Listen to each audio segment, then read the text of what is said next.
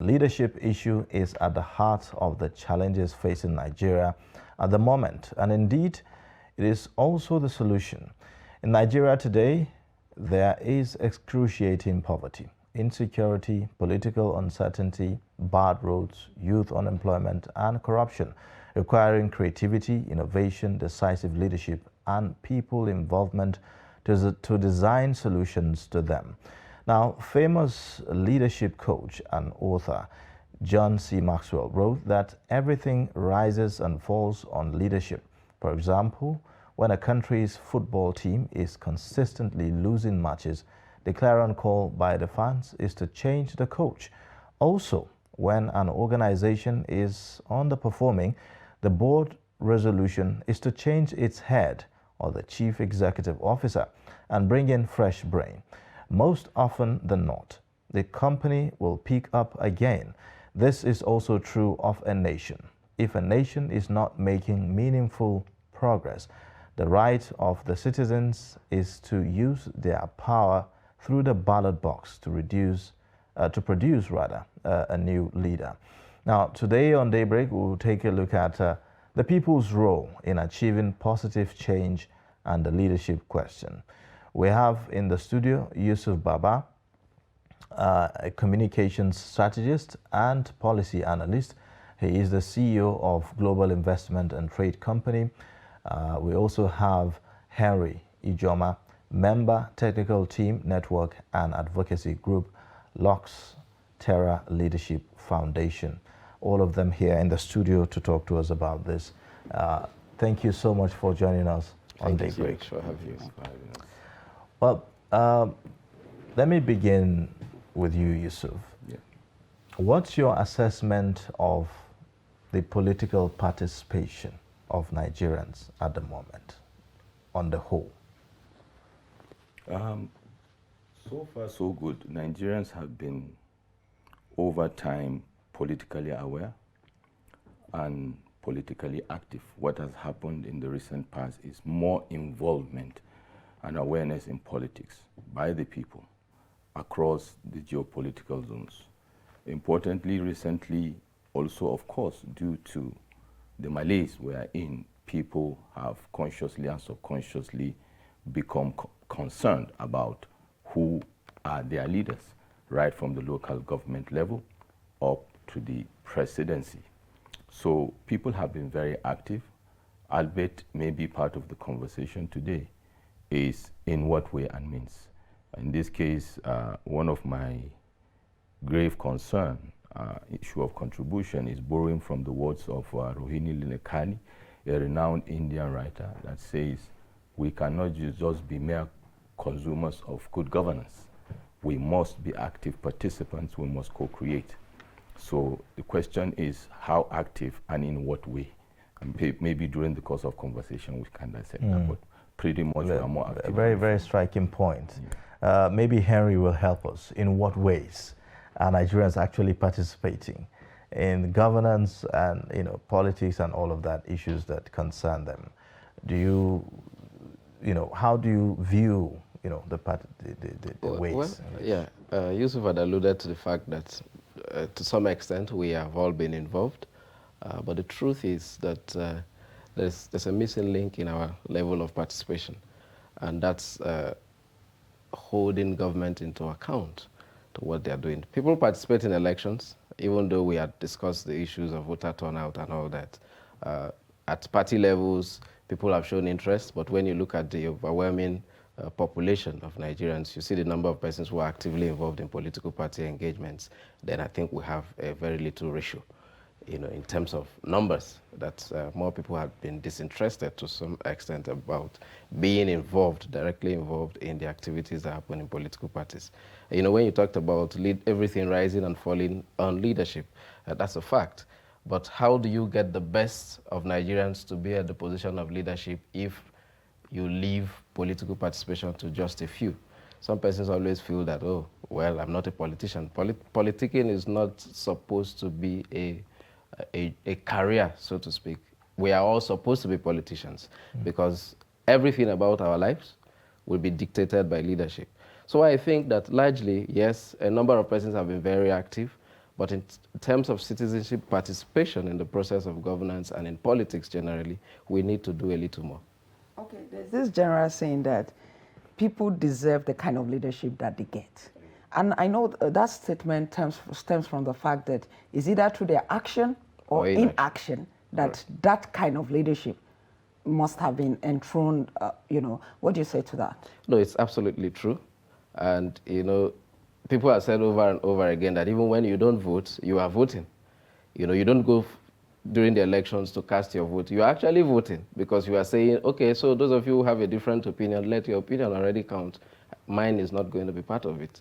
So we get the kind of leadership we deserve when we either act or decide not to act. And in many instances, we have seen from the track records of all that has happened in the general elections that Nigerians have actually deserved the kind of leadership because the overwhelming majority of people who have the capacity to make decisions. So I've always said that, you see, if we leave the decision of who becomes our leaders to those who are enthusiasts, the regular enthusiasts, the persons who are impoverished in Nigeria, who participate in all elections, they don't have the capacity, both mentally and otherwise, to take decisions, to cause change that will be so positive for us. Because at that level, they are looking at the basic instincts and things that they need to satisfy. So the elites, those who can afford 3 square meals, those who are working, who constitute a greater majority of the people actually, must rise up to the occasion because we are the ones who sit down and criticize the issues, discuss the issues of our challenges in Nigeria. But yet, during the elections, you see that is where the gap is.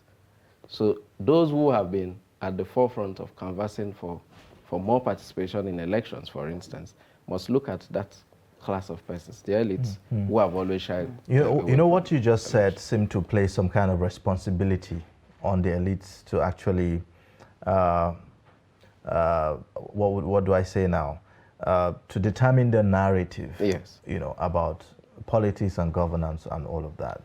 If you look at the narratives that we see, especially these days with the use of social media and all of that, do you think that we are actually focusing on the issues that matter for the growth of Nigeria? Thank you very much. I don't think we are. And let me backtrack a bit. And if I may just add to that, who is to blame? Thank you. And for that, I'll backtrack a bit to add to what my good friend said. You see, election is a key program, it's a key activity in our political calendars. But suffice it to say, over the years, Nigeria is doing the progress of what they say in my place of a well digger. You ask the well digger how far, and he will tell you have gone far, but he's going deeper into the well. Successive administrations, let's say, for example, from 1999 to date, the hue and cry is the last administration is better than this administration. So over and beyond narratives, over and beyond participation in elections, I think the fundamental issue is not the leaders at this point in time. I agree with your opening remarks, but in the case of the corporate entity or the football team, the selection process of the leaders, right, is key. Now, in the context of Nigeria, the colonial masters have left us long ago. The emergence of leaders through a democratic process means that these leaders are a product of a society. And like Madam said, in most cases, we agree, even religiously, that most times people get the leaders that they deserve, or leaders are a reflection of societies. And I believe one of the things we as Nigerians should also inculcate or recognize and inculcate is going through the body movement of elections and selecting those political enthusiasts is not the solution. Fundamentally, we as a people must recognize that our daily activities, how we engage at homes, at churches, as mosques, also dovetails into what we produce as leaders. In other words, the leaders are our products, our uncles, our fathers, our aunties, our aunts. And that is why beyond elections also, holding government to account is a factor of holding ourselves individually and collectively to account. For example, after elections, you have a situation whereby, and it applies to all spread of geopolitical zones, ethnicity and whatever. The notion of it is our turn. You know, the moment I get elected in political office, my parents, my immediate family are looking at this as an opportunity. And it becomes a moral burden on me, rather than giving me the mandate to represent the family effectively by delivering good governance, but rather making demands of me that will actually compromise my position ab initio, including religious leaders. So, to my mind, while we are tasking and challenging the leaders, we should also look inwards on the process. And the process starts from the homes, and that is why the critical failure factor of our polity is the erosion of our value systems over time, which we should start looking at also while we are challenging leadership. Today, for example, we know, according to the 2020 population estimate of Nigeria, we're over 200 million people. 70% of this population is youth under the age of 30. If the value systems are ignored, we will continue producing this kind of leadership. And you can call to account leaders as much as you can. If you don't deal with these fundamental issues, moving forward, we will continue retrogressing. All right, you mentioned something, the fact that moral burden, the fact that when somebody becomes a leader, there's that pressure from the home front and all of that, because they expect you to deliver for them first, you know, and all that. And so I'm coming back to Mr. Ojomo. It comes back to the thinking of the average youth at the moment. I mean, the population gives it to them that we have a higher number of youth. How do we change the narrative? Because even during elections now, it's not just about the fact that people are actually coming out to vote, but then you notice in the recent elections, Ekiti, Oshun, there was vote buying. Sure. So if that is happening, how do you entrench good leadership? So how do you address those fundamentals? Because I think it's the fundamental issue will be the capacity of the individuals to think. We have a problem of human capital development, and it's key. You cannot have a good society if the individuals are not good. And the individuals can only be good if they have the capacity to think and act right. I work a lot with young people, and I'm telling you for a fact that we have a problem in our hand. We have young people who do not have a sense of direction, do not have a sense of individual fulfillment, personal fulfillment, up to the point that they do not know where to go. And funny part of it is that a lot of them are looking for direction, but they are closest to their peers who themselves need some kind of guidance. So you end up with a circle of people who are influencing each other, and yet none of them knows where they're headed. So we have a serious burden on us to put energy and time into developing our human capital. There's a whole lot to be done. When we work with some of these young people, I tell you, you'll be wondering sometimes, like, what's going on here? What's going on? So you see that there's a continuous decline in our capacity. All right. So now, you mentioned the issue of the recruitment process, the selection process of leaders. And I want to talk about the structure of selecting leaders in Nigeria. Do you think that there's a challenge with the structure on how we actually get to recruit political leadership? By structure, do you mean the political party or I mean the framework. So say the legal framework, for instance, INEC, the electoral laws, you know, and all of that, and then the party structures, the way they are run. Do you think that this poses threat to how we can actually see the kind of leaders that we're talking about emerge? To be honest, I'm one of the people that believes one of the critical issues with Nigeria is not lack of enabling laws or structures or process, but the actioning of these processes or the integrity of the process itself. We have a constitution as it were, that we are operating. And the enabling bodies are there as well. But the action of the politicians, and like Madam said, even we, the electorate, compromise those structures and processes. Regulations, laws are there. I believe largely they are okay. But how we are able to use them or abuse them is the critical issue, which goes back to what we are talking about. The critical players themselves, we saw across the parties, all the primaries and all the activities going on, and we can see clearly that the structure largely is there need for improvement, yes, but have we even really effectively and efficiently, used these processes, to say, based on that we can improve? I tell you, you can bring the best structure or process in the world here in Nigeria. Until we deal with these fundamental issues of the people issue, like we're having a discussion somewhere, I say, it's not just a leadership issue, what I call the we issue. The Nigerian issue is not just the they issue, the leaders, but a we issue. You mentioned INEC, and all other enabling bodies, including the people, are run by we Nigerians, not by foreigners. And each and every one of us within the value chain of our polity has a critical role to play. One person drops the ball, and there's a chain reaction that is catalytic and that is negative, with negative consequences. Okay, but there's this issue in Nigeria today that there are certain people that have, as it were, positioned for leadership. And by position, I mean they are the ones that people know, they are the ones that have the money.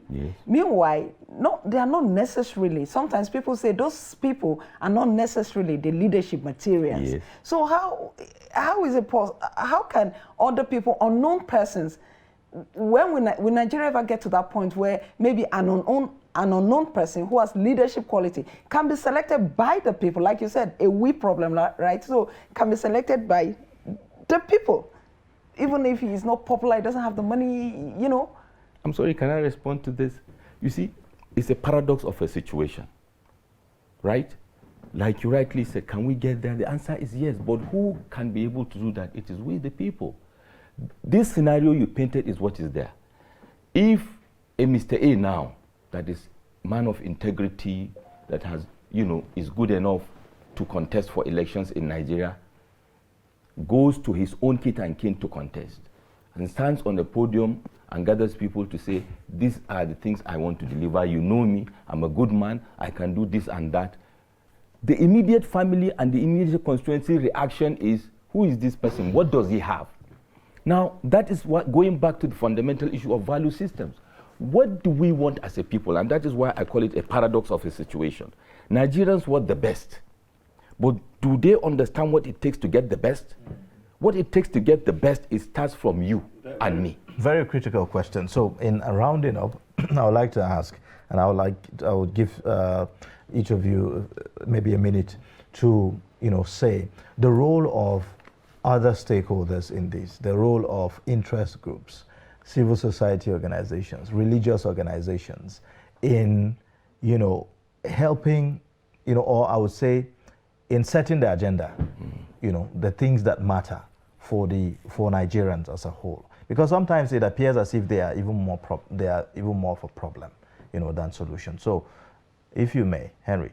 Yeah. Okay. So just taking from where Yusuf stopped is the fact that the reason why you will not, we are seeing people resist any form of reinvention, for our country is because we have been serially deceived, as it were. So people have come to think that nothing good can come out of our political processes.